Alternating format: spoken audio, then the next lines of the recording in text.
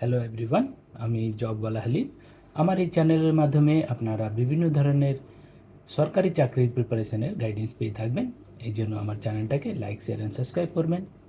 আমার চ্যানেলের মাধ্যমে আমি এটা বোঝানোর চেষ্টা করি কি কীভাবে আমরা জেনারেল স্টাডিজে প্রিপারেশন করব। আর জেনারেল স্টাডিজের প্রিপারেশনে হলো সবথেকে সোজা, ইফেক্টিভ আর যেটার মাধ্যমে আমরা কমন কোয়েশ্চেন্স পেতে পারি সেটা হলো কারেন্ট অ্যাফেয়ার্সের মাধ্যমে আমরা ওই টপিক্সের একটু রিলেটেড ইস্যুগুলো একটু ব্যাকগ্রাউন্ডে গিয়ে একটু ওইটা নিয়ে একটা রিভিশন করে নেওয়া উচিত। আজকের এই ভিডিওটা হলো শুভ্রাংশু শুক্লা উপরে। উনি হলেন ইন্ডিয়ান অ্যাস্ট্রোনট। উনি ফার্স্ট ইন্ডিয়ান যিনি ইন্টারন্যাশনাল স্পেস স্টেশনে যাচ্ছেন।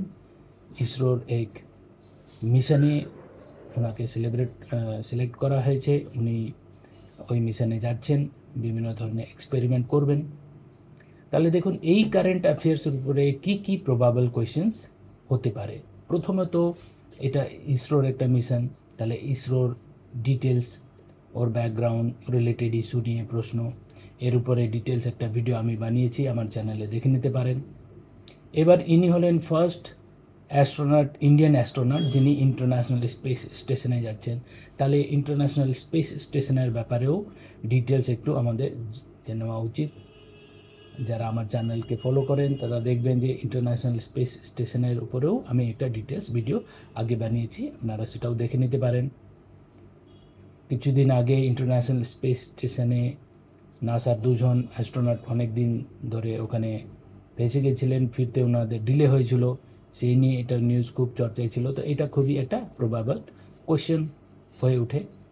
এবার ইনি যে ফার্স্ট ইন্ডিয়ান অ্যাস্ট্রোনট যিনি ইন্টারন্যাশনাল স্পেস স্টেশনে যাচ্ছেন, কিন্তু ফার্স্ট ইন্ডিয়ান যিনি স্পেসে গেছিলেন সোভিয়েত ইউনিয়নের একটা প্রজেক্টে, উনি এপ্রিল 1984-এ।